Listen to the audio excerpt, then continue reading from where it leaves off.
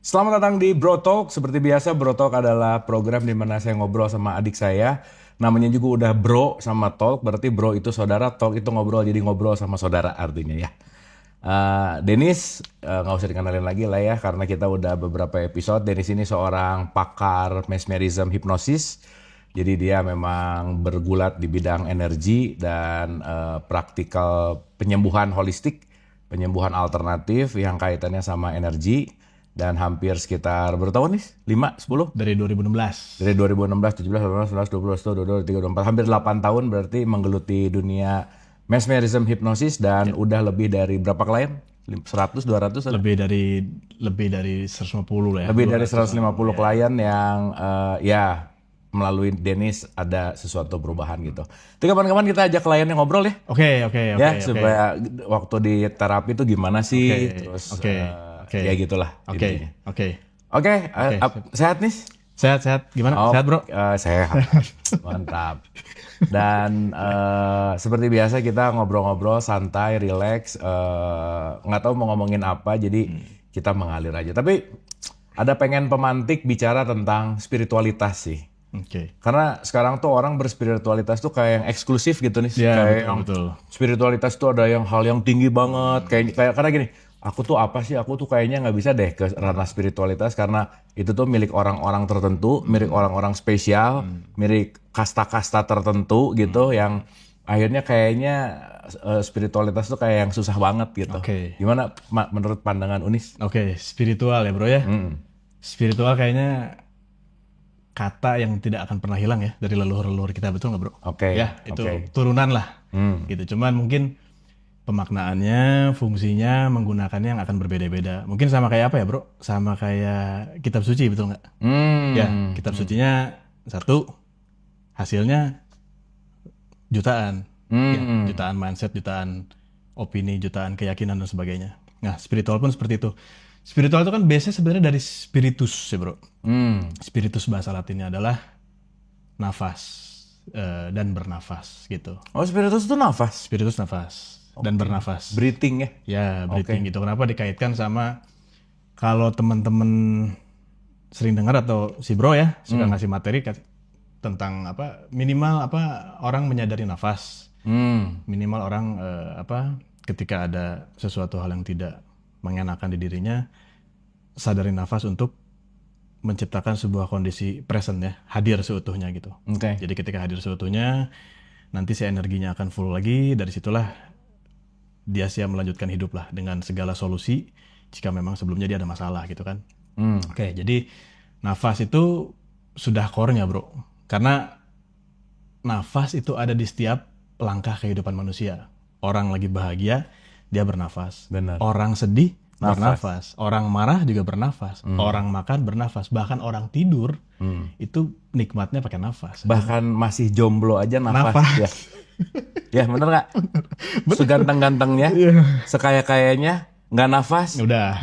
dikurung sama kain kafan. Udah, Ya, di kafan ya. Modiar. Bener. Jadi nafas tuh modal utama dari apapun sebetulnya. Segala-galanya nafas. Dan si nafas tersebut sudah pasti mengandung disebutnya sebuah pompa energi bahasanya, Bro. Jadi ketika kita mengolah nafas kita, di sana terjadilah sebuah regenerasi energi yang bisa kita manfaatkan lah untuk kehidupan kita. Nah, namun terkadang manusia ya lupa dia, Bro, sama si nafas itu sendiri. Betul? Sebenarnya selama nafas tuh semua aman ya? Aman, Bro. Sebenarnya. Aman. Selama nafas itu pasti semuanya terkendali. Karena dalam kondisi ini nih, contoh orang tegang, orang sedang ada dalam masalah. Kalau zaman dulu suka dikasih tahu sama orang tua kita, Bro ya. Coba atau ya pokoknya zaman dulu lah. Tenang dulu, tenang. Tarik nafas dulu santai. Nah, itu kan ketika dia tarik nafas, ketika dia merasakan nafasnya, itu tuh seketika itu tuh kesadarannya berpindah, Bro. Dari yang dia asalnya panik, itu turun tuh, gelombang otaknya mulai turun. Ketika dia menjadi Karena nafas. Gelombang otaknya turun di level tertentu, minimal di alfa gitu ya. Ketika dia turun, sudah pasti outputnya pun akan berbeda gitu. Yang sebelumnya dia mungkin dalam kondisi emosional, ketika dia break sesaat, untuk merasakan si nafasnya atau nafas dulu gitu ya. Nah, disitulah transformasi kesadaran berpindah gitu. Makanya nafas itu sesuatu hal yang cukup harus dilatih sih ya. Minimal, bukan minimal ya. Yang harus dilatih itu sebenarnya kan penyadaran bahwa kita itu punya si nafas itu sendiri gitu. Tapi kalau lagi bokeh nafas engap sih. Ya. Gitu ya, kalau lagi nggak punya uang ya. Ada ngapnya bro. Ngap gitu, jadi ngelihat apa, sering ngelus dada kan. Misalnya lagi bokeh datang ke Sensi, ngelihat Herme gitu. Iya. Oke. Gitu. Ngelihat Prada gitu ya. Ngelihat Tumi stres. Stres. Iya. Itu. Jadi intinya karena si modal utamanya nafas ya, yang tadi balik lagi jarang sekali orang itu menyadari si nafas itu sendiri gitu. Bahkan jarang sekali orang berterima kasih sama si nafas itu sendiri gitu bro. Anjir bener nih. Bener tuh bro? Bener. Jarang kan? Bener Jarang sih. kan? Bener. Jarang ya? Karena maksudnya menyadari dan menikmati nafas, dan ya maksudnya nafas memang nggak perlu kita kasih terima kasih sih. Ya. Oke. Karena buat dia kan nafas itu ikhlas aja kan. Ya, otomatis. Dia hanya menjalankan tugasnya sebagai sang hidup. Oke. Yang untuk memberikan kita kehidupan. Oke. Di mana kita sebagai user. Ya. Kita kalau user yang pengertian pasti akan bersyukur akan nafas kan. Iya betul sekali. Kalau pengertian kan bro, balik lagi ke perihal pengertian, bener nggak? Ya, pengertian itu artinya dia paham kan. Maksudnya tahu gitu. Iya. Bahwa si nafas itu tuh berfungsi bersama gitu loh, bersama kehidupan gitu. Iya. Gitu ya. Nah, balik ke yang tadi kata Kang Abu ya teman-teman. Jadi spiritual itu, ini menurut pandangan saya ya, bro ya. Startnya tuh COVID lah, 2020. Start apa? Pandemi itu boom-boomnya spiritual tuh di sana. Sebelum ke COVID nih, saya mau nanya dulu. Oke. Uni sejak kapan menyadari bahwa nafas ini tuh sesuatu yang penting banget?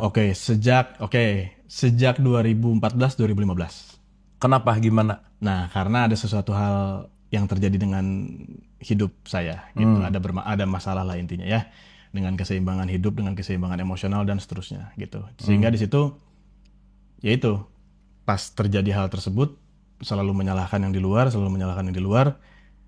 Rupanya semua si solusinya itu ada di dalam bro. Oke. Gitu. Oke. Nah, momen COVID tadi ya 2020 ya, orang semua nggak boleh keluar, benar nggak bro?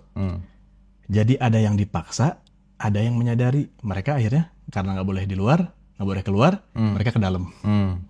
Ya, melalui apapun, banyak di rumah, banyak pengkajian, karena kan didatangkan atau bukan didatangkan ya, kondisinya itu kan cukup mencekam ya bro ya, cukup dipaksa mencekam. Ya, dipaksa mencekam gitu. Jadi ketika itu datang udah pasti stres ya, macam-macam lah. Ada yang mungkin dari segi finansial, mungkin dari segi kesehatan dan sebagainya gitu. Nah, sehingga sudah pasti nggak keluar, ya dia ke dalam. Nah, di situ sebenarnya momen-momen yang banyak spiritual tuh kok ada sih yang part-part kayak spiritual sama dengan sakti, bro. Sebelum ke situ nih, sebenarnya kalau ngomongin nafas kita sudah sangat familiar dari waktu SD loh. Kan kita belajar prana. Oh ya. Tapi, jadi teman-teman menarik. Saya tuh sama Dennis ya, si papa maksa ada.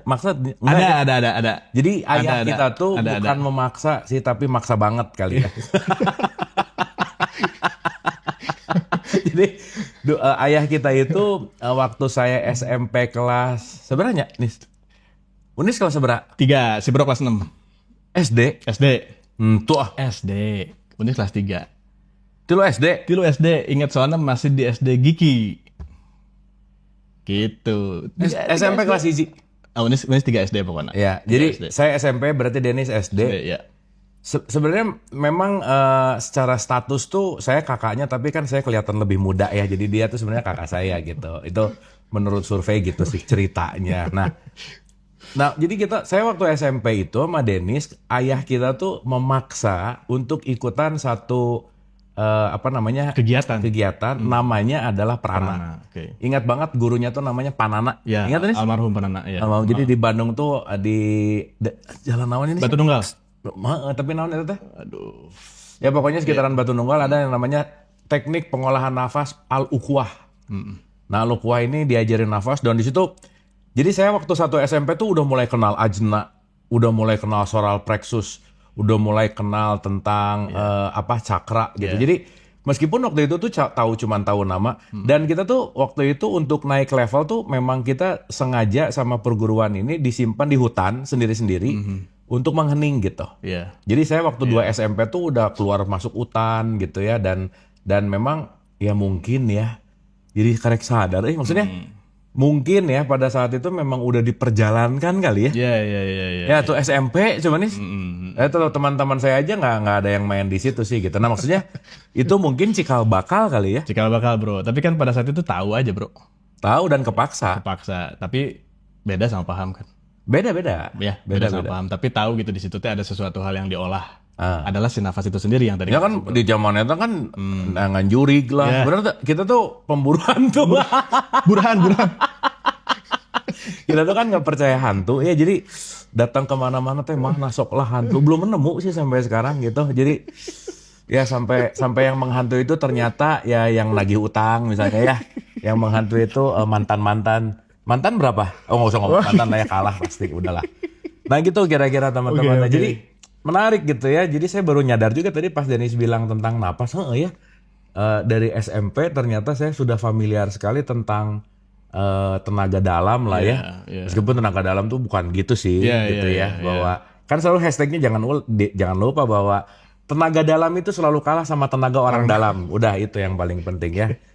Nah jadi kata kuncinya adalah belajar berterima kasih kepada napas dengan sadar. Ya, karena napas itu adalah hidup ya. Iya, kunci. Nafas tuh hidup. Nafas kehidupan, betul sekali. Tanpa nafas ya nggak bisa ngapa-ngapain bro. Dan mungkin ya, karena itu otomatis, jadi kita nggak ngerasa harus latihan kali ini.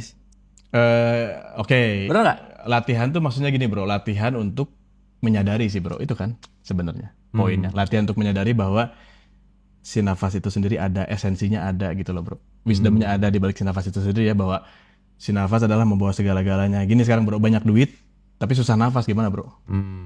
Ya contoh itu aja. Atau nggak apalagi ya, yang sering-sering yang common lah ya, rumahnya segedong tapi nafasnya susah, gimana perasaannya bro? Nah itu kan core utamanya kan di sana. Nah belajar tuh lebih ke penyadaran sih, bahwa ketika kita mengamati nafas pasti di sana ada sebuah kesadaran yang berbeda gitu loh bro. Tapi balik lagi sih, begitu rekening gede,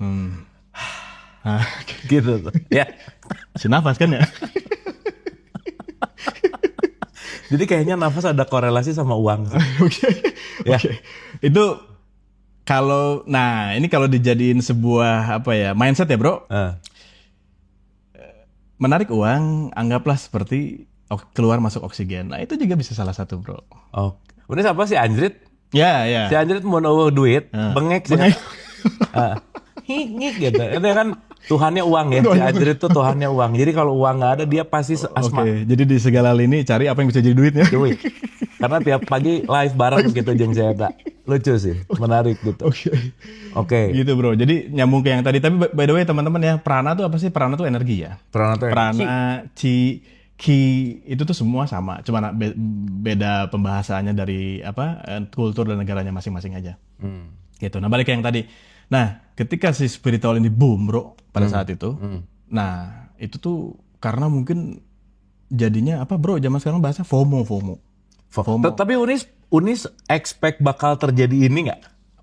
Terjadi apa ini teh? Terjadi ledakan spiritual gila-gilaan. Unis expect nggak? Sejak itu? Enggak sebelumnya. Oh iya. Sebelum pandemi, Unis expect nggak bakal ada? Kan gini ya, kita tuh punya jalan beda teman-teman. Iya. Jadi kalau mau ngambil jalan praktikal ya, dia tuh jalan praktek, saya tuh jalan akademis gitulah. Iya. Karena saya mengakui bahwa saya tuh akademis banget, dalam artian akademis tuh mikir banget gitu. Kalau dia mungkin secara akademis itu nggak terlalu suka lah ya, karena dia langsung hajar secara praktek gitu. Nah jadi hampir 7 tahun berjalan tuh gini nih, kelihatannya gini nih.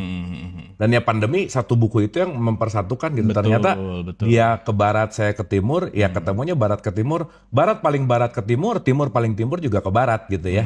Jadi maksudnya kemanapun pergi tujuannya adalah sadar gitu. Jadi selalu saya ulang-ulang bahwa kita nggak usah ngejudge apapun, karena lewat jalan salah ujungnya sadar, lewat jalan benar ujungnya sadar. Jadi nggak usah nyalahin juga gitu, karena pada ujungnya titik sampainya adalah kesadaran gitu. Nah, jujur ini orangnya, saya tidak pernah berekspektasi sama sekali. Karena sorry ya, Tahun 2012, 2013, 2014, 2015 mau ngomongin tasawuf, kesadaran, manunggaling kaulo Gusti. Wah, meskipun sekarang juga masih susah sih.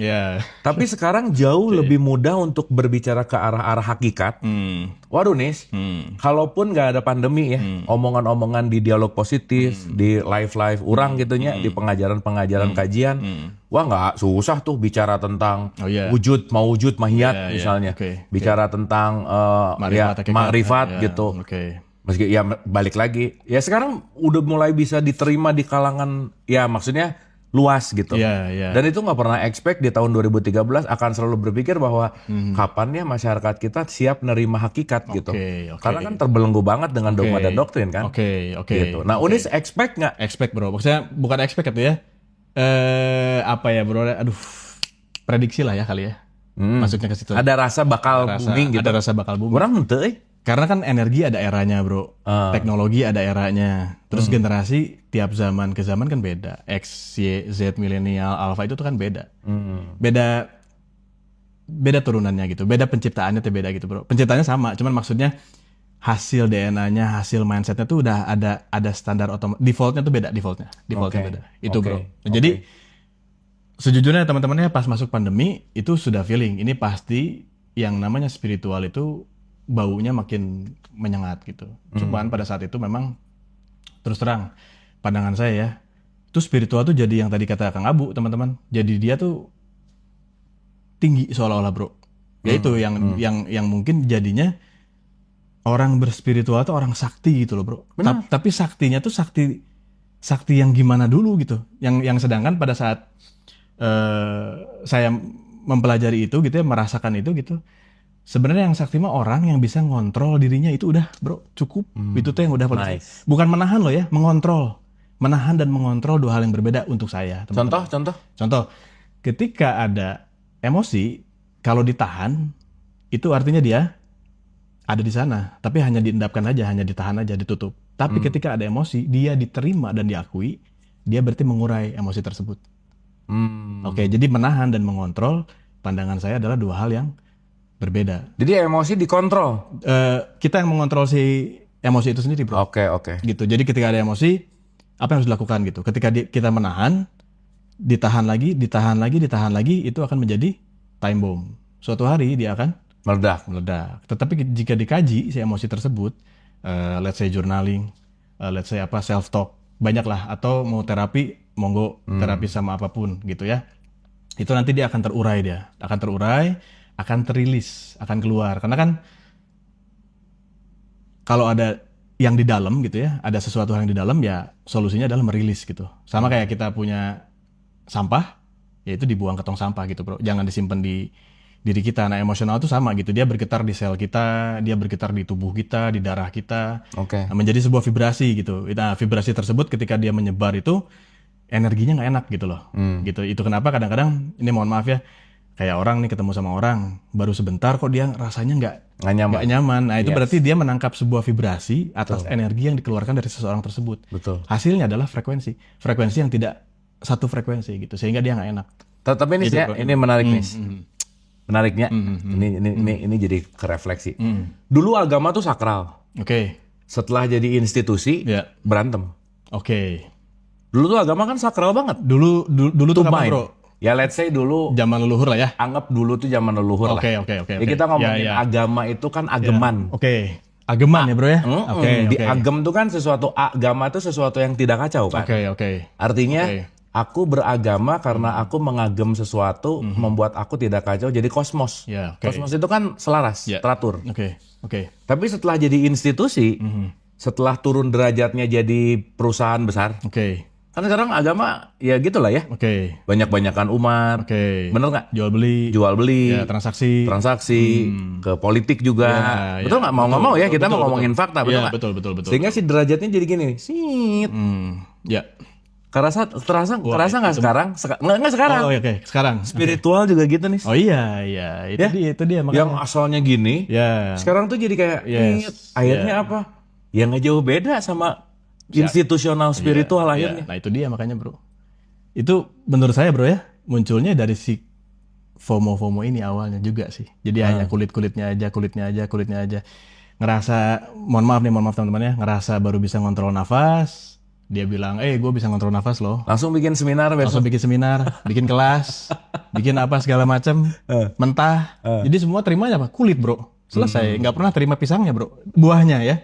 Kulitnya aja semua, kulitnya aja. Nah yang di mana dirasa-rasa si kulitnya tersebut adalah buahnya bro. Udah ngerasa bahwa kulitnya adalah rasanya gitu. Sama mungkin ini mohon maaf ya, ritual dan spiritual itu dua hal yang berbeda. Tetapi ritual bisa menjembatani kita menuju spiritual.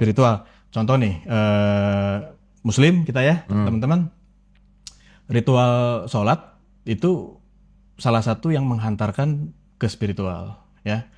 Nah ketika dapat esensinya, ketika dia dapat meaningnya gitu ya, dapatlah dari si apa isinya gitu ya, udah pasti nyampe ke spiritualnya gitu. Nah ketika pada saat berritual tapi rasanya sudah spiritual, nggak heran ketika dia sholat, mohon maaf nih, dia bisa ngejudge orang nggak sholat. Betul. Gitu bro. Bener. Sesimpel itu bro. Bener. Atau dia bisa bilang gini, gerakan orang itu salah.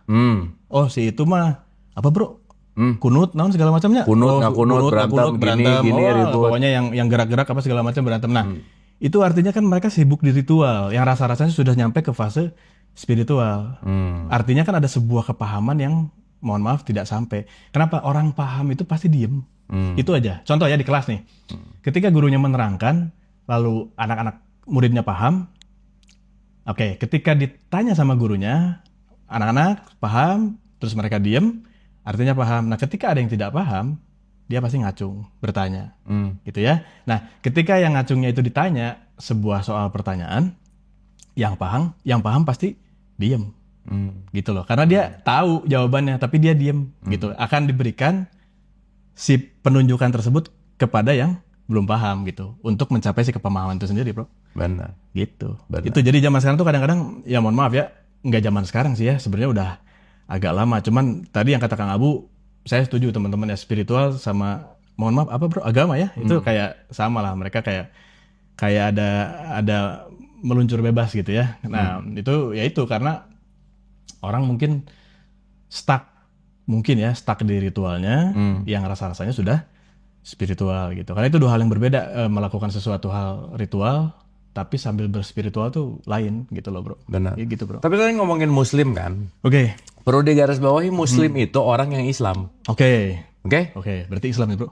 Islam. Tapi Islam itu orang yang damai. Oke. Benar nggak? Ya. Berarti Muslim adalah orang yang damai. Orang damai pasti nafasnya tenang nih. Ya. Jadi keislaman pasti ada kaitannya sama nafas. Ya.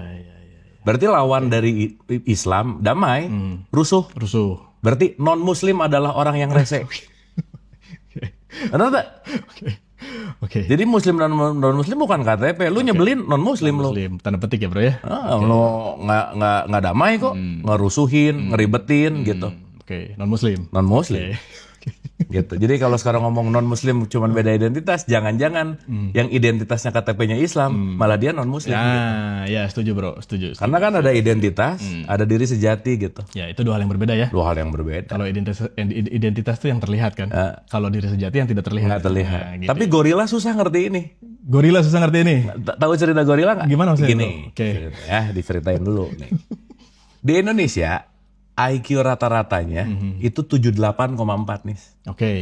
Di Indonesia manusia ya. Oke. IQ rata-rata. Manusia atau namanya gorila. Tenyom. Manusia di Indonesia IQ rata-rata 78,4. Dan itu paling rendah lah di Asia Pasifik misalnya. Oke. Gorila rata-rata IQ-nya 70. Jadi rata-rata IQ kita sama gorila cuma beda 8. Makanya susah mikir. Susah ngambil perumpamaan, susah dapat esensi. Dia senangnya didongengin, dia senangnya literer, pokoknya AA aja, nggak bisa memodifikasi gitu. Nah, makanya obrolan gini susah didengerin gorila gitu. Aduh, ngerti ya teman-teman ya? Apa tujuannya ngerti kan? Ujungnya kemana? Iya, jadi ada geng goril namanya. Geng goril. Anyway. anyway ya mau nggak mau kan kita juga berevolusi gitu ya. Iya. Karena kan dalam konteks berevolusi ini pasti kita menemukan kan gini. Dalam hidup selalu berdinamis, dinamis itu selalu berubah, perubahan itu selalu adaptif. Adaptif itu pasti nggak nyaman nih. Maka hidup itu adalah serangkaian ketidaknyamanan kan. Iya, betul. Betul nggak? Betul. Sekarang balik lagi ke spiritualitas yang menurut Unis nih. Spiritualitas sekarang tuh yang terjadi dengan FOMO, fear of missing out kan. Fear of missing out itu takut ketinggalan bahwa ikut orang berspiritual ikut kelas, ikut meditasi, ikut apa. Jadi balik lagi gitu. Dia ngerjainnya bukan based on passion, tapi based on fashion. Iya, fashion betul. Gitu. Betul, setuju bro. Kan fashion itu biasanya modis. Modis itu ikutan kelasnya modal diskon gitu. Pokoknya nyari yang diskon aja. Jadi orang-orang yang modis tuh pasti nyari diskonan gitu, yang murah gitu kira-kira. Nah, dan musiman. Oke. Dan musiman. Nah, gimana pandangan Unis tentang culture spiritualitas yang FOMO sekarang nih? Oke, maksudnya culture gimana bro? Ya sekarang kan FOMO nih. Yang asalnya si spiritualitas luhur banget. Tapi kan sebetulnya hak untuk semuanya kan? Iya. Bener nggak? Betul. Kayak gini. Betul. Apalagi sekarang ada yang kalau kamu tidak melewati aku, nggak sama aku, kamu nggak akan bisa masuk menuju. Jadi kayak banyak dulu pintu surga dipegang kuncinya. Nah sekarang kunci spiritual dipegang sama institusi atau sama sekelompok orang. Oke. Nah mungkin gini ya bro, karena ini mohon maaf nih, bisa jadi yang memberikan informasinya itu memberikan sebuah acuan atau patokan. Mungkin kata Kang Abu yang sering disampaikan juga teman-teman, kalau nih orang meditasi, dia harus nemuin apa? Cahaya, itu berarti tandanya berhasil. Nah, once ada orang ketemu sama itu, dia merasa berhasil, baru merasa berhasil loh bro. Merasa berhasil. Oke. Ada gapnya tuh sama dia beneran berhasil, beda itu. Kayak orang bisa bahagia tanpa merasa bahagia gitu loh. Berarti kan artinya ketika dia bahagia tanpa merasa bahagia itu kan berarti bahagianya tanpa sebuah syarat gitu ya. Nah, yang tadi bro dikasih taunya seperti itu, akhirnya harus masuk ke fase berarti saya kalau meditate gitu ya, saya harus mendapatkan si cahaya tersebut gitu. Yang nggak dapat stres bro, terus mencari. Akhirnya, mohon maaf nih, korslet misalnya, korslet ya bro ya, yang dapat terus meninggi karena merasa yang tadi. Nah rata-rata nih kalau udah dapat juga, terus dia sharing sama yang ngasih taunya, sama nggak mau kalah, ngasih lagi sebuah pandangan baru. Oh nanti kalau udah ketemu ini baru gini, dan seterusnya nggak nyampe gitu. Padahal titik apa ya, si kunci jawabannya itu kan ketika kita lihat saya meditasi ya bro ya, itu kan sebenarnya pikiran pasti ada bro, meditasi nggak mungkin. Oh iya dong. Nggak mungkin, orang tuh kayak meditasi artinya tidak ada pikiran sama sekali. Ya nggak gitu kan, kita manusia ya gitu. Justru fungsinya meditasi itu begitu kita masuk ke dalam kondisi meditate itu kan kondisi diri ya, kondisi apa ya, menyadari kita tuh semua hadir seutuhnya ada di situ, menyadari nafas kita. Nah si pikiran-pikiran tersebut tuh mereka tuh jadi kecil gitu loh bro. Kita tuh jadi melihat jadi bigger picture gitu loh. Nah ketika pikiran itu ada, itu justru enak tuh kita bisa melihat nih mana pikiran-pikiran yang suka mengganggu, mana pikiran-pikiran. Nah itu tuh nanti bisa jadi bersaksi lah ya. Gitu. Itu kan fungsinya sebenarnya gitu. Nah gitu bro. Nah kalau dilihat sekarang udah 2024 gitu ya. Ya itu yang tadi bro, sudah mulai turun. Kenapa? Karena kondisinya sudah stabil.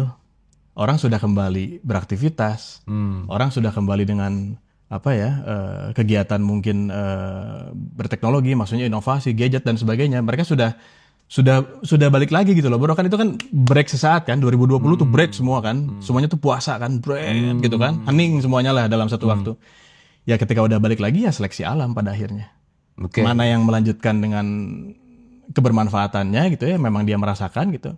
Mana yang tadi bro, yang cuman kayak ikut-ikut, tahu kulitnya aja ya udah, ketika kondisinya udah kembali ya sudah gitu. Yang kemarin tuh kayak apa ya, kayak lewat aja gitu. Padahal tuh si spiritual itu sendiri tuh bersama dirinya ada gitu loh, nggak kemana-mana itu mah sampai kapanpun. Ini menarik bersama dia. Tapi sekarang kalau misalnya ketemu cahaya, mungkin sekarang ada tarekat yang kalau kamu meditasi ketemu labubu misalnya, boneka, gitu ya, atau apa gitu. Itu kan jadi sebuah gimana ya ini? Tujuan. Jadi ada tujuannya. Jadi tujuan gitu kan. Dan itu ketika jadi tujuan, ketika jadi sesuatu yang akhirnya jadi gimana ya? berserakanlah praktek-praktek spiritualitas yang seakan-akan berspiritualitas, tapi rekreasi gitu tadi. Ya, rekreasi, betul. Bener nggak? Betul. Atau mungkin hanya berhenti di fase ritualitas sebenarnya, betul nggak? Dan guru-guru kan banyak nih sekarang. Ya, betul. Jadi tiba-tiba perguruan A, perguruan B, perguruan C gitu. Betul. Terus yang lucunya lagi, begitu nanti masuk ke perguruan sini, gengnya ngejelekin perguruan di sini. Ngomongin yang lain. Di mana unsur spiritualnya? Selesai kan, bro? Mestinya kan bukan mestinya tuh ya. Menurut saya, pandangan saya, ketika sudah sampai fase si spiritual itu sendiri, udah dia kayaknya gak harus komen sama yang lain. Pasti dia udah cukup sama apa yang dia lakukan, dia cukup sama dirinya sendiri, selesai kan bro. Oke. Gitu. Orang saya punya prinsip ya. Prinsip saya gini nih. Ketika aku selesai mencari guru di luar, maka aku akan mendapatkan guru yang di dalam. Oke. Menarik, mantap. Oke? Ya. Menurut Unis, seberapa penting guru di luar? Itu kan guru di luar itu kan ya sosok guru lah. Ya, sosok guru ya. Soalnya ngomong mursyid lah, naon gitu. Oke. Apa ya? Kalau sosok guru di luar tuh sebenarnya kan trigger, bro. Trigger, Trigger. Gini loh. Menurut saya teman-teman ya, orang bisa bikin quotes ya, banyak di Google apa segala macam, itu semua pasti turunan-turunan. Ada yang menciptakannya dulu, lalu di ATM lah bahasanya ya, amati, tiru, modifikasi. Ya, atau dia punya pengembangan yang memang secara rasa dia mungkin lebih luas gitu. Nah akhirnya sama dia di-create lagi. Itu kenapa pasti teman-teman nggak aneh. Meditasi yang paling simpel apa? Rasakan nafas, benar nggak bro? Ya di semua lini ada itu mah. Pasti. Rasain nafas, atau nggak googling aja teman-teman. Basic cara meditasi gimana? Rasakan nafas gitu, rasakan nafas. Nah itu tuh sebenarnya stage yang udah bukan paling ya, itu tuh stage yang oke, jalanin aja di situ dulu. Kuasai dulu gitu sampai benar-benar dapat di masing-masing gitu ya. Apa sih yang disebut dengan dapat? Ya dapat rasanya sebenarnya gitu loh. Dapat rasanya gitu. Dapat rasanya yang dimana si meditasi itu sendiri kan sebenarnya bro melatih gelombang otak kita selalu terkontrol kan, selalu turun sebenarnya kan. Terkontrol. Iya, terkontrol bro. Ketika kita melatih gelombang otak kita turun gitu ya, sering terkontrol, itu respon kita terhadap dunia atau respon kita terhadap kondisi itu pasti akan lain gitu loh. Ujungnya ke respon. Respon, betul bro. Iya rada personal sih Nis. Oke. Unis meditasi kumaha sih? Gimana cara Denis? Diem aja, udah. Diem. Kadang ngerasain nafas, kadang sambil tiduran. Tiduran kadang-kadang. Kadang-kadang duduk. Ya. Atau memang jika diperlukan nih, contoh nih agak perlu di jalan gitu ya. Lagi lampu merah ya udah rasain bentar diem. Nanti dia ngelatih gelombang otak turun. Unis tahu itu gelombang otaknya udah turun? Kerasa bro. Gimana rasanya? Ada level rasa. Yang asalnya beta. Yang asalnya beta jadi ke alfa itu kerasa. Udah pasti kerasa setiap orang. Ya mungkin susah ya. Tapi maksudnya Unis bakal tahu bahwa ini orang di beta ya. Atau gini. Jir orang di alfa ya. Terus Theta. Delta mah jelasnya. Delta mah tidur. Kerek. Nah, ini delta. Tidur tanpa mimpi ya bro ya. Kalau tidur pakai mimpi? Itu naik turun itu. Masih ada ke Theta. Oh, jadi tidur dengan mimpi nggak bagus? Tidur kualitas. Tidur tuh yang bagus sebenarnya kualitas. Dia benar-benar deep sleep yang hampir kayak nggak kerasa rasanya bro. Tidur 8 jam, 7 jam tapi nggak kerasa. Les pokoknya mah. Gitu kayak apa ya bro? Kalau tidur siang sebentar, itu kan nggak kerasa. Nah itu biasanya kualitas. Tapi orang emang jarang ngimpi sih. Nah berarti tidurnya kualitas, Kang Abu. Gitu bro. Indikatornya ngimpi? Indikatornya di mimpi. Mimpi di mana sih datangnya Dis? Dari memori, dari macam-macam. Kalau bahas mimpi ini mungkin terlalu besar ya. Mau request mimpi Angelina Jolie bisa tuh. Tujuan berarti sarenanya. Tidur dengan tujuan. Akhirnya nggak tidur teman-teman. Ya oke. Gimana Unis tahu bahwa ini lagi di beta, di theta, di alfa? Taunya begini. Misalkan nih lihat sebuah kondisi yang sebelumnya frekuensinya di marah. Ketika gelombang otaknya sudah turun menjadi netral itu. Itu aja udah, simple aja, itu aja. Contoh di kemacetan, macet banget. Itu tension tinggi ya, tetet segala macam, apa segala macam. Break sesaat, santai aja, turunin gelombang otak. Nanti ketika bangun, itu rasanya udah biasa, padahal kondisinya masih yang tadi. Nah itu salah satu indikator. Perubahan sebuah respon dari yang asalnya terburu-buru menjadi netral. Gitu. Kenapa? Karena di titik netral itu kan kita jadi bisa lihat nih. Kita harus ngambil respon apa. Itu bro. Si netral ini kan sebetulnya... Netralnya Unis udah gak kesal? Netral itu di posisi yang apa ya, netral tuh kan di posisi yang bisa mengambil mau enak mau nggak enak gitu loh bro. Gitu. Udah pasti kalau misalkan munculnya netral adalah nggak kesel. Bisa menyadari si kesel itu sendiri malah bro. Orang kunaon kesel gitu. Kenapa tadi kesel ya gitu. Ngerti nggak bro? Itu theta. Itu netral, di netral. Netral. Dari gelombang otak? Di alfa. Alfa cukup itu. Oh alfa. Kalau theta itu pakai gelombang otak terapi. Mesmerism pakai theta. Ari, gitu. Gini, kalau orang yang meditatif banget, yang terhubung banget, itu di theta atau di alfa? Alfa kadang-kadang turun ke theta. Yang bagus yang mana? Yang dua-duanya juga bagus bro. Oh ini nggak ngomongin bagus nggak ya sih ya? Kebutuhan aja ya. Kebutuhan aja gitu. Tapi lamun hayang dapat wangsit gitu ya. Download ide gitu. Itu di mana? Turunin otak di alfa juga udah nyampe bro. Berarti orang yang jarang ketemu ide baru penuh. Sudah pasti penuh bro. Pantas nih. Jadi orang pernah kira kreativitas datang dari pemikiran yang tenang dan jiwa yang penuh kedamaian. Maka tidak mungkin menjadi kreatif kalau kamu tidak pernah tenang dan damai. Nah, betul bro. Setuju sama quotes itu ya. Ya, setuju. Maksudnya waktu dulu ngambil kelas teater. Si guru teaternya ngomong, jangan anggap ketika guru jangan anggap ketika aku lagi melakukan gerak gini, aku yang melakukan anjir orang liur sih. Si bapak ngomong naon ya. Padahal bergerak, tapi dia ngomong jangan anggap aku yang melakukan. Baru ngerti belakangan ini bahwa dia lagi mau ngerjain bahwa dia melakukan ini bukan karena harus, tapi karena mengalirkan. Karena intuisinya. Kan bedanya main piano ngafal nih sih. Unis kan drummer. Sok Unis ngafalkeun. Beda bro. Sama Unis keluar sendiri. Itu intuisi yang main. Sama juga orang ngomong gitu. Jangan dipikir lah. Sejujurnya materi yang sama dengan judul yang sama, orang tuh mungkin sarua plot persis dari awal sampai akhir, persis 100% nggak mungkin sama nih. Setuju bro, setuju. Dan itu tergantung audiens, tergantung yang dialirkan gitu. Betul sekali. Nanti tergantung kebutuhan audiens nih. Di frekuensi gelombang mana, benar nggak bro? Benar. Meskipun bahasnya makrifat misalkan teman-temannya, pasti Kang Abu nanti kalau di gelombang 100 nih beda ngomongnya. Di gelombang 90 beda lagi ngomongnya. Makanya kalau saya ngomong nih, ngeceknya di level 7 lah. Begitu 7, audiens aja ya? Oh, berarti belum. Turun. 5. Kia. Oh, belum. Sampai 1 belum.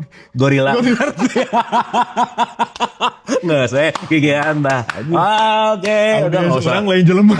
Nggak usah belajar, udahlah. Kita tepuk-tepuk aja gitu. Kan percuma belajar juga ya. Buat apa gitu. Tapi ya terjadi gitu. Maksudnya sangat menarik ketika kita bicara dalam konteks terkoneksi gitu. Dan mungkin itu yang paling penting untuk kita mengerti bahasa audiens. Iya, betul bro. Nah sekarang balik ke cara meditasi Unis. Jadi Unis akan tahu dan sadar dari beta turun ke alfa, orang ke di alfa. Tapi Unis kecolongan nggak ketika dia naik lagi jadi sibuk jadi emosi? Oh ada. Dan jangan dipaksa stay, biarin aja. Biarin aja, jangan dianalisa, biarin aja. Biarin dia turun aja, nanti dia balik lagi. Gitu. Karena kan gini ya, kalau nyambung tadi sama Kang Abu ya teman-teman ya.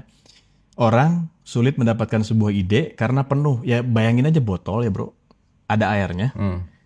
Si ide teh dari semesta teh udah mau turun nih. Rek kumaha ke download bro, mau gimana ke download ya teman-teman ketika airnya penuh, airnya terus dikucurin. Luber nggak? Sama. Nah, meditasi, salah satunya meditasi ya. Meditasi itu salah satunya. Banyak the way-nya mah. Meditasi itu pengosongan si wadah tersebut. Sehingga ketika ada informasi yang mau masuk, dia akan masuk gitu loh. Karena sudah kosong bro. Ketika terus isi, terus penuh, masuk juga nggak kerasa masuk gitu. Apalagi dipaksain. Botol 330 mil, pengen masuknya informasinya 600 mil. Nggak bisa lah. Itu udah ngobrolnya perihal wadah gitu loh. Wadah tuh yang nyambung ya ke wadah rezeki, wadah awas dan sebagainya lah gitu. Gitu. Kalau kita sering latihan, sering bebersih dan sebagainya lah ya bahasa Sundanya ya, sering bersih-bersih itu nanti si wadahnya dia ngegedein sendiri, merubah mindset, merubah pola dan menarik sebagainya. Kata-kata bebersih. Apa yang harus dibersihin? Emosi bro, sudah pasti. Emosi. Caranya? Caranya banyak bro, bisa journaling, balik lagi ya seperti kita selalu bahas itulah.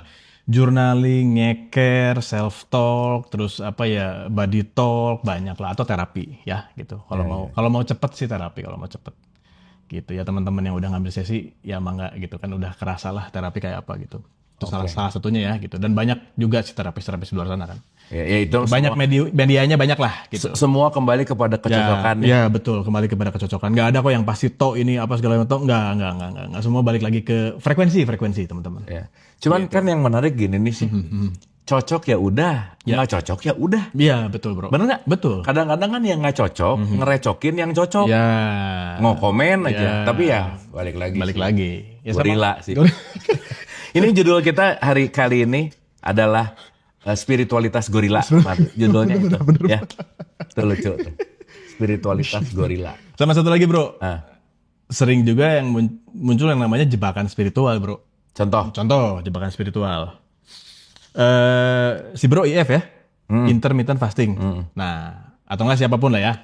Ada orang yang IF, ketika dia ngelihat orang nggak IF, dia bisa ngejudge. Itu spiritual apa? Orang vegan kepada sama yang nggak vegan ribut. Orang meditasi, dia mah nggak meditasi, ribut gitu. Terus jadinya nyeramahin lah kayak makanya lu tuh meditasi kayak gue apa segala macam bla bla bla bla bla itu spiritual apa tadi bro lupa bro spiritual trap betul sekali gitu. Beda lain ya ketika orang ada yang nanya sama kita ngelihat hidup kita berubah, orang datang nanya pola apa sih yang kamu jalankan, apa sih yang kamu lakukan, orang sukses orang sehat misalnya apa sih yang kamu lakukan. Nah itu tuh dicari tuh sih apa ya sebuah pola apa yang dijalankan gitu di kehidupannya. Nah itu kita jadinya sharing. Tapi kalau kita memberitahu tanpa dia tidak mau gitu ya, itu menggurui namanya bro. Gitu. Ketika menggurui, yakinlah nggak akan masuk mau gimana juga. Mau itu keren juga nggak akan masuk, percaya. Karena yang diguruinya sudah pasti kayak botol tadi penuh dia. Bener. Tapi kalau orang minta, itu ada satu poin yang belum apa-apa dia udah berserah sebenarnya. Karena dia menyerah, akhirnya dia minta untuk sharing, minta tolong. Makanya nanya. Makanya orang yang nanya. Pasti udah rada siap kebuka. Dia udah kebuka bro gitu. Itu kenapa saya sering bilang teman-teman ya kalau mau terapi sama saya gitu ya. Yang paling pertama tuh yang paling duit udah pasti harus ada ya bro ya. Tapi will yang harus ada dulu. Ketika willnya ada, trustnya ada, itu 50% gerbang kesembuhan sudah terbuka. Tapi bener nih, saya gitu ya sangat menghargai pertanyaan Jenis. Maksudnya? Seneng gitu.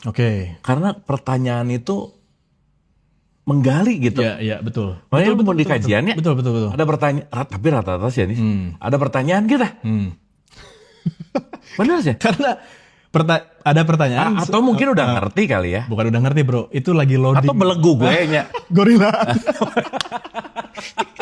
Ting, nanya naon tuh nyawa. Masih tinggal aja buluan. Ternyata lain jelema. Tadi pakai kacamata salah. Ya benar sih. Pertanyaan deh penting sih. Ya, pertanyaan penting karena benar bro, setuju. Pertanyaan bisa bisa menggali potensi diri kita sendiri, benar nggak? Serius ya. Jadi muncul. Kenapa ya? Kalau ada pertanyaan, kayak ada yang ngebawa ke timeline yang ke folder ini. Ya betul bro. Betul. Dan sih nih. Spontan lagi. Dijawab pakai intuisi. Yang dimana pas sudah sadar, kenapa tadi saya bisa ngomong gitu, bener nggak? Bener. Serius ya Nis? Tapi pas sudah ngomong gitu jadi belief kan, jadi paham yang baru kan. Iya, disitulah pengembangan, betul nggak bro? Nah, ya orang ngomongin Quran settingnya. Quran itu kan jawaban apa yang ditanyakan Nabi Muhammad, anggap Nis. Bener nggak? Nabi Muhammad waktu itu bertanya, turun ceritanya. Yang turun ayat kan bukan buku kan, enggak dong. Gelombang kan. Karena kan bahasa wahyu kan. Pertanyaan, turun ayat, pertanyaan. Nah orang tuh baca Quran tuh kan berarti baca jawaban. Tapi jarang orang nanya, Nabi Muhammad waktu jawaban ini nanya apa ya? Jarang nanya pertanyaannya. Dan Bener. Kenapa ada kata-kata ketika hamba-hambamu bertanya tentang aku, jawablah aku dekat. Kira-kira nanya naon nih? Bener gak? Iya, bener bro. Kan pertanyaan itu penting berarti. Penting. Di balik pertanyaan soalnya pasti muncul wisdom, bener gak bro? Pasti. Iya, ada di sana kan? Ada esensi di sana kan? Makanya orang yang berhenti bertanya mati nih. Modar gitu. Mantap. Ya. Bagaimana kita melakukan questioning, pertanyaan, itu menentukan kualitas jiwa sih kurang. Iya, betul bro. Betul. Ya. Betul. Nah, balik lagi ke meditasi. Ya. Ini rutin tuh meditasi? Pertanyaannya rutin meditasi? Nggak, maksudnya Kan kalau kita ngomongin secara ritual keagamaan, jika sholat 5 waktu, ya biasanya rutin ya teman. Maksudnya si meditasi buat Unis itu kerutinan yang Unis perlu. Ya, rutin. Gimana? Untuk menjaga energi soalnya. Karena menjaga energi. Ya, terapi soalnya kan. Proses terapi itu kan di sana ada pertukaran. Ada pertukaran energi. Nah, meditasi itu salah satu cara saya untuk nge-default energi. Jadi untuk balik lagi supaya besoknya nih mau ketemu klien lagi, itu energinya udah fresh. Itu makanya saya lakukan setiap hari. Kapan? Udah pasti pas mau tidur. Itu bro. Pas mau tidur. Naon tah? Nafas. Ada pola nafas yang dijalankan. Untuk membersihkan segala residu dan sebagainya lah intinya. Begitu bro. Jadi si nafas core banget gitu ya? Nafas core banget bro. Nafas tuh kan dia pompa energi sebenarnya. Gitu. Orang tuh ngaruh di sana. Bro, nge-gym. Setiap mau ngangkat, ada aturan nafas kan? Yang diatur kan? Contoh nih, mau ngangkat apa segala macam. Ya, ada menahan, ada melepas. Ada menahan, ada inhale, ada exhale. Betul nggak? Nah, itu sama. Itu kan sebetulnya ada pompaan energi di sana. Gitu, yang tidak terlihat ya, tapi terasa. Tapi orang gue mempelajarinya waktu melakukan gerakan misalnya chest gitunya dengan slow breathing nih. Emang edan sih. Ini teman-teman nih, ya slow breathing. Jadi kan rumusnya naon ya. Duh kayak mau ingatnya ada satu rumus yang diterapkan untuk bernafas lebih perlahan dari sebelumnya. Oke. Gitu. Karena jangan lupa teman-teman. Tubuh kita itu dia tidak merespon kata-kata. Tapi yang dia respon adalah salah satu yang paling esensial direspon sama tubuh dari nafas nih. Dari nafas, oke. Makanya tubuh akan tahu gini. Sebelum ngomongin tubuh, otak kita itu nggak tahu kejadian nyata sama bohongan dengan ilusi. Tubuh akan merespon dengan yang sama nih. Karena mental image dari pikiran kita akan ngeluarin hormon. Dan itu kaitannya sama nafas. Jadi tubuh kalau misalnya siang kita nafasnya, tubuh itu pasti fight or flight terus. Iya betul. Dan ketika fight or flight, dia urusannya nggak ada repair gitu, nggak ada growth. Karena inras. Maka nggak satu-satunya sih. The easiest way, cara yang paling mudah ngebuat tubuh untuk lepas dari survival mode menuju kepada creative world, creative mode, itu memperlambat nafas. Karena dengan memperlambat nafas kita lagi ngasih tahu tubuh kita bahwa, hai tubuh, I'm okay. Switch dong. Jangan di stress terus, jangan di survival, tapi ke kreatif. Maka si selnya akan repair and growth nih. Setuju bro. Nah, jadi orang menyadarinya kenapa di tradisi Islam sholat 5 waktu 5 kali, eta edan sih ini. Iya. Itu sebenarnya kaitannya esensinya kan? Iya betul. Udah dikasih 5 waktu loh bro. 5 kali. 5 waktu kan? 5 waktu. Sehari. Gitu. Artinya kan cukup lah untuk dapat esensinya, benar nggak bro? Harusnya ya nggak sih? Bukan harusnya tuh ya. Bayangan lah, benar nggak bro? Ya 5 kali sehari. Dan 5 kali sehari itu dengan 5 level loh. Sok bayangin. Azan. Azan kan reminding. Benar tak? Allahu Akbar. Wudu. Reminding. Qomat. Sholat.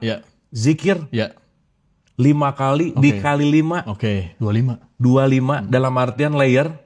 Jadi lamun beres subuh, zuhur, asar, maghrib, isya, beres masih marah, benci, julid, buset dah. Nanaonan tadi mana gitu dah. Benar tak? Tanda tanya dong. Berarti dia senam. Ya, senam. Ritual. Ya, di ritual spiritualnya nggak ada apa. Tapi tidak terkoneksi gitu. Ya. Keren pisan nih. Iya. Kalau kita ngomongin dalam tradisi keseharian gitu, betapa kayaknya metodologi yang kalau di tradisi Islam ya. Iya, sholat. Iya, betul bro. Setuju bro. Tapi sholat rajin stres. Sholat rajin overthinking. Korupsi. Betul nggak? Betul. Maka tidak applied gitu. Orang pernah nanya sih Anis, apa sih manfaat sholat untuk kalian gitu di audiens? Terus? Diem. Iya ya. Apa ya? Ya hanya berbasis kepada ritualisme. Gitu. Tapi balik ke yang tadi bro. Karena nggak pernah nanya. Nabi Muhammad dulu nanya apa? Kenapa jadi keluar sholat? Nah, itu esensinya kan di situ. Bener nggak? Gapnya di situ. Tahu salah sih. Nabi Muhammad itu melakukan ritual di usia 53 loh. Tuh 53. Dari 40 dapat insight. Isra Miraj, ya kasaran kata waktu ada sholat, itu sekitar 13 tahun berikutnya. Oke. Berarti kan di sini udah kuat banget gitu. 13 tahun berikutnya itu baru melakukan. Baru ada gerakan. Baru ada gerakan. Berarti kan sebelumnya fundamental spiritualnya kuat. 13 tahunnya pengkajian ya. Gini, 13 tahunnya itu persaksian. Oke. Makanya di Islam itu nomor 1 nih. Bukan disuruh beriman, disuruh bersaksi. Kenapa? Karena saksi bisa dibawa ke pengadilan. Karena kamu bersaksi sendiri. Kan nggak bisa. Kamu bersaksi nggak, tapi saya beriman Pak. Nggak bisa. Bener nggak? Oke. Makanya kenapa aku bersaksi gitu. Oke. Nah sama dengan nafas. Kenapa bersaksi kepada nafas penting banget gitu. Ya, menyadari nafas kan sebetulnya kan. Esensinya di situ kan ya. Tapi by the way, waktu Unis terapi pasti kan kena virus-virus dari pasien. Ya. Penanggulangannya selain meditasi apa? Selain meditasi nyeker udah pasti bro. Journaling udah pasti. Itu semua salah satu ritual-ritual yang dilakukan lah gitu. Untuk melakukan sebuah cleaning ya, untuk default lagi gitu, untuk berikutnya gitu. Tapi yang paling gede efeknya sejujurnya ya, enggak paling gede sih ya, mereka tuh semua saling melengkapi bro sebenarnya. Meditasi melengkapi si nyeker melengkapi meditasi dan seterusnya gitu bro. Tapi orang kegituan gitu nya, meditasi sebelum ngerti memang geus rajin sih, udah ada lah ya. Tapi begitu lebih, kenapa ini sih? Dulu saya waktu melakukan tanpa pengertian, ya kerjain aja. Tapi sekarang plus paham, itu beda impactnya. Pasti. Kunaon tah? Impact yang bedanya gimana dulu? Karena saya beda gitu. Beda tuh setelah memahami. Setelah memahami tuh jadi ngerti bahwa, kan dulu grounding kenapa hayang cager. Kan orang pernah gering teh nya. Yang waktu COVID teh gini modar teh gini. Near death experience. Jadi kapan-kapan kita cerita near death experience. Oh kan terapi.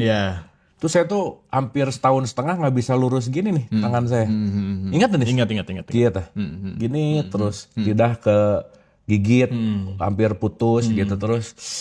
Wah udahlah itu masa-masa pandemi itu. Iya pandemi betul. Itu betul. Top banget sih. Iya. Nah di situ disuruh grounding lah, apalah apa ya udah pada saat itu memang lumayan oke tapi ya udah dilakukan aja. Tapi begitu paham, begitu dapat esensialnya lebih kena gitu nih. Iya Kenapa bisa gitu nih? Ya karena kan ada sebuah kepemahaman bro. Contoh bro, kalau sebelumnya taunya harus 10 menit, hanya tahu ya. Tapi ketika paham dia cukup melakukan 2 menit. Selesai. Kan itu levelnya berbeda bro. Frekuensinya sudah berbeda gitu bro. Kayak contoh, si bro dikasih laptop nih. Meraba pertama untuk mengoperasikannya. Meraba apa nih? Malam minggu bro bisa ada yang tersinggung bro. Bisa ada gorila tersinggung. Iya. Meraba si laptop pertama sama besoknya pas sudah paham pasti beda pakainya ya. Cara pakainya beda.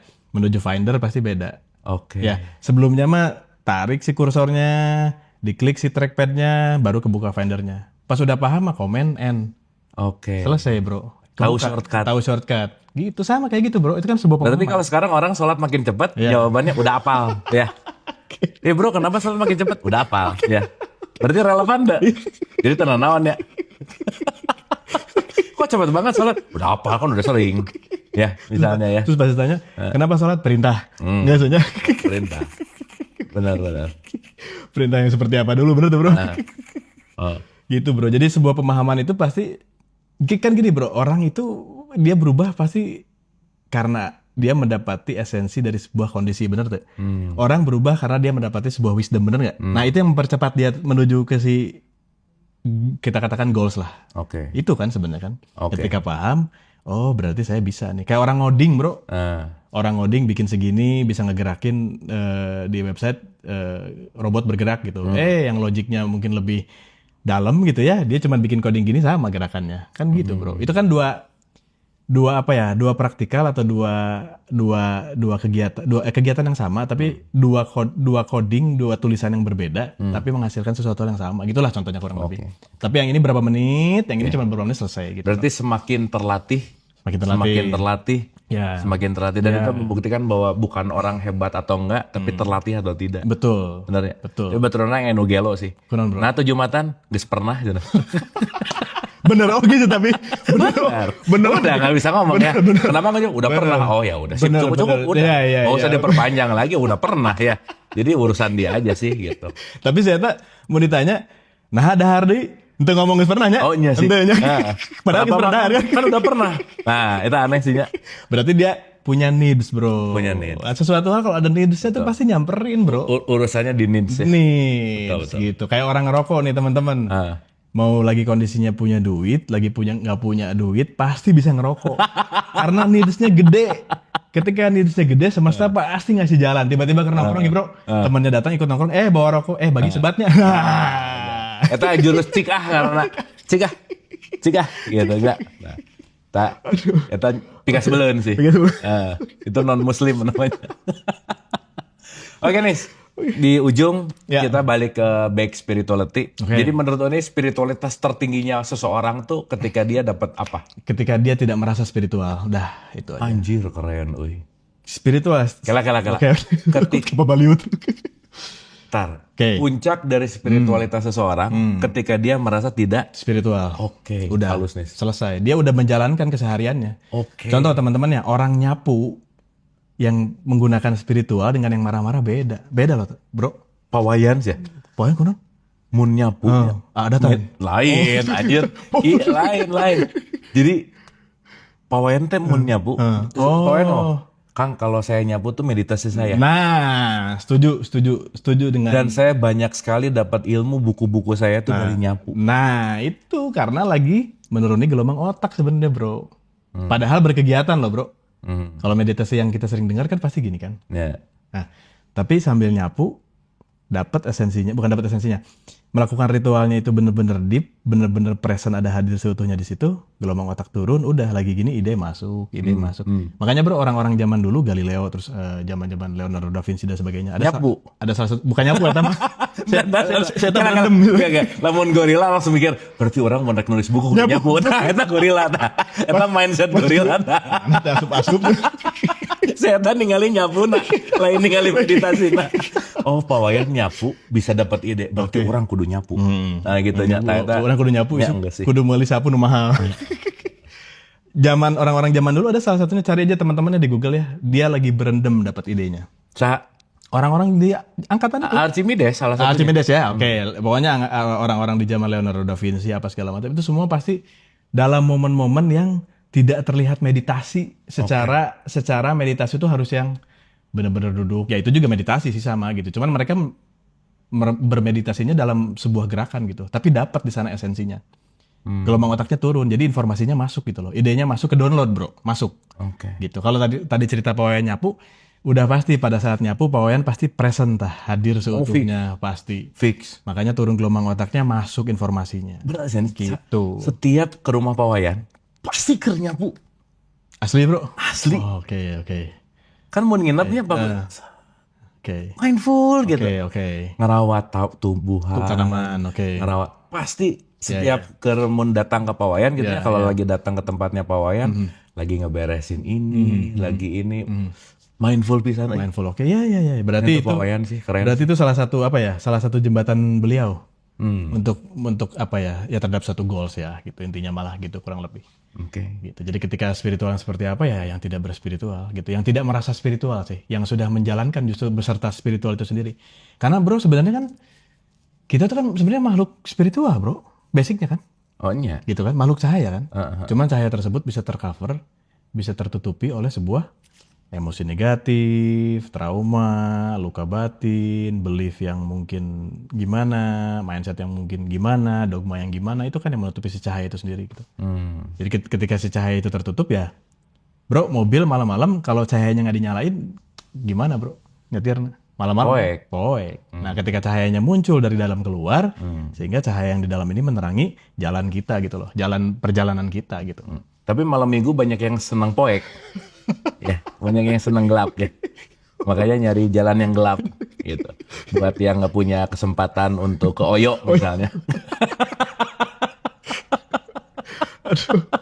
Oke nih keren Jadi puncak dari spiritual adalah justru malah tidak merasa spiritual. Oke, terakhir nih. Sesaat dia tidak merasa spiritual, ketika memang dia sudah berspiritual, apa sih yang bisa dirasakan dampaknya sama sekitar nih? Ya kan pasti kudu aya dampak atunya. Bener tuh? Bahwa spiritualitas itu kan menggaung, menggema dan memberikan impact kan. gitu. Makanya kayak ripple effect. Kebayang nggak ripple effect Nabi Muhammad dari beliau lahir sampai nggak ada 1400 tahun. Ripple effectnya sampai saat ini terus kita semua dapat bisa mencintai bahkan tidak bertemu dengan dia. Edan tuh. Bisa menyayangi dan bersolawat tanpa bertatap wajah sama beliau gitu. Berarti kan ripple effect welas asihnya, ripple effect spiritualitasnya kan gede nih. Betul. Nah, gimana tuh? Efeknya bro ya. Sudah pasti yang pertama ya. Efeknya sudah pasti positif bro. Maksudnya positif di sini adalah begini. Ketika orang dalam sebuah kondisi kedamaian bro ya, ya spiritualitas tercapai gitu ya, dalam kondisinya masing-masing lah ya.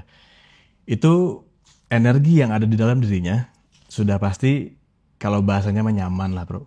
Nah, sehingga yang tervibrasi oleh tubuhnya si energi tersebut udah pasti nyaman juga. Gitu. Kalau efeknya apa? Sudah pasti merubah yang sekitar menjadi lebih baik bro. Gitu. Itu kenapa kalau orang ketemu orang ada yang tiba-tiba nih, ini sering kejadian ya teman-teman ya. Si A ketemu si B lagi ruwet ketemu si A, entah kenapa padahal belum ngobrol, tapi dia sudah merasa pulih.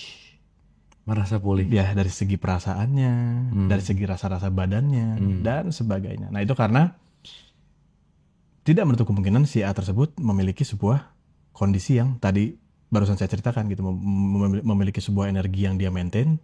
Nah, energi itu bervibrasi, kenalah si B ini vibrasi tersebut gitu. Akhirnya dia ngerasa nyaman. Jadi udah otomatis bro, sekitar udah pasti menyesuaikan dan berubah. Gitu, bro. Dia mengademkan situasi mereka. Kehadirannya tuh bikinnya gitu ya, betul sekali bro. Tenang gitu. Betul. Tapi ninggalin nugelis kayak gitu sih, Nis. Bener. Ningali kan ya? Oh, ningali. Ningali unggulnya. Beda dengan mengalaminya. Beda dengan merasakannya. Terakhir nih, ini paling terakhir. Let's say ya memang agak susah sih ya kalau sekarang kan informasi banyak ya.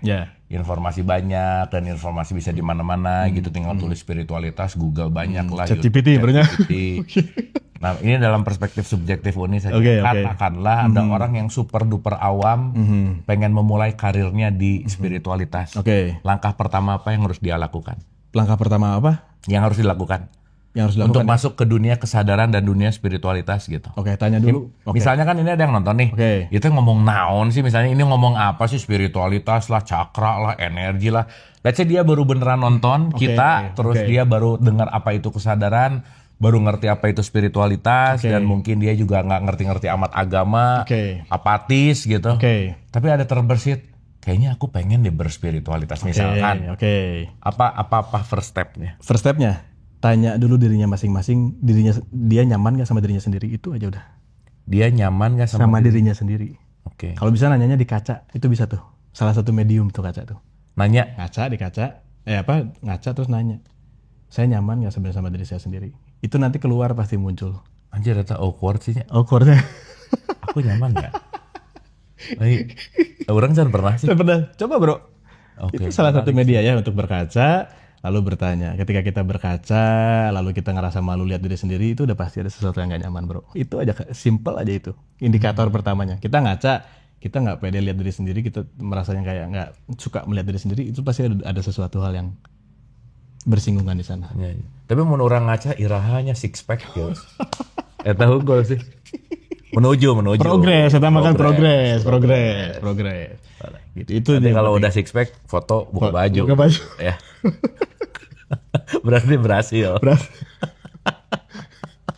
Oke nih, tanya aja, silakan bertanya kepada dirimu bahwa apakah kamu nyaman dengan dirimu atau tidak gitu ya. Pasti muncul teman-teman jawabannya. Coba aja, bertanyanya dalam kondisi yang benar-benar ya, kondisi yang benar-benar hening, kondisi yang benar-benar dikondisikan lah intinya gitu. Nanti pasti muncul, coba aja. Gitu. Banyak bro yang kayak gini bro ya. Suruh coba, baru coba gitu.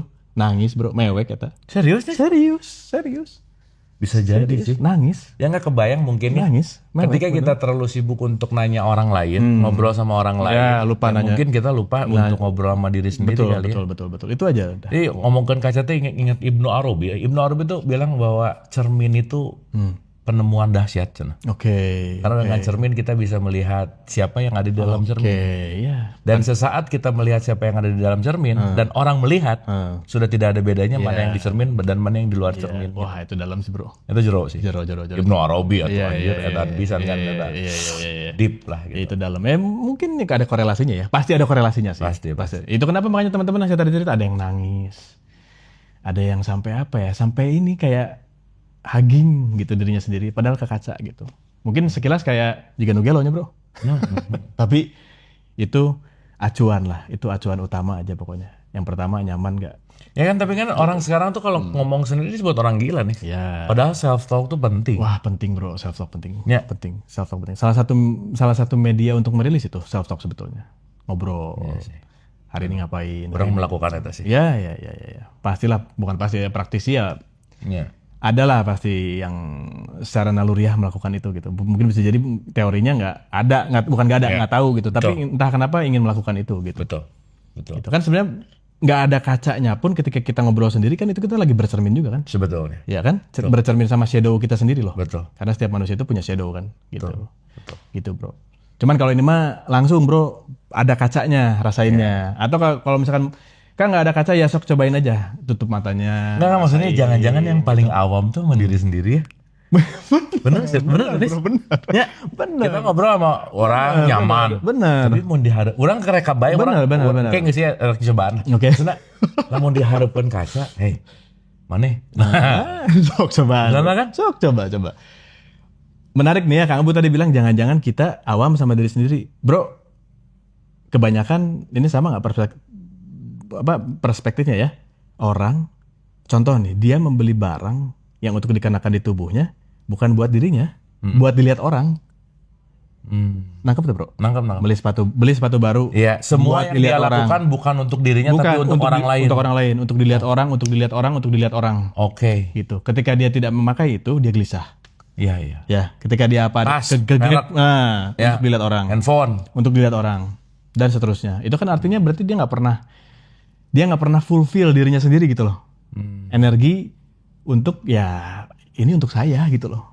Dan ketika level untuk saya itu dia pasti nggak akan gembar-gembor sama orang, selesai udah, Bro, itu aja levelnya. Benar. Itu aja. Dia nggak usah gembar-gembor sama orang. Nggak akan gembar-gembor sama orang. Kenapa? Karena ini buat aku pakai. Buat mau flexing benernya. Iya, mau flexing. Ya itu bahasanya mau flexing, bener, nggak akan flexing.